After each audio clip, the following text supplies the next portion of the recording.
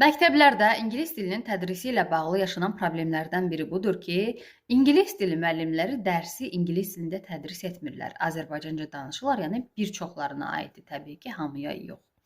Şagirdlərə söz əzbərlədirlər, qrammatika əzbərlədirlər, amma o şagirdlər 11 ilin sonunda yenə də heç olmasa orta şəkildə belə, orta səviyyədə belə ingilis dilində danışıb başa düşə bilmirlər.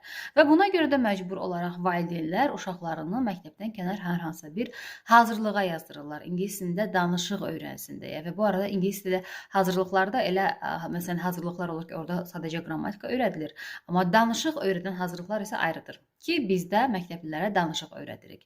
Həm də hər kəsə uyğun bir qiymətlə aylıq ödəniş sadəcə 10 manatdır. Bütün bölgələrdən, bütün məktəblilər qoşula bilər. Həftə sonları danışıq dərsləri olur. Həftə ərzində 3 dəfə isə qrupa materiallar göndərilir.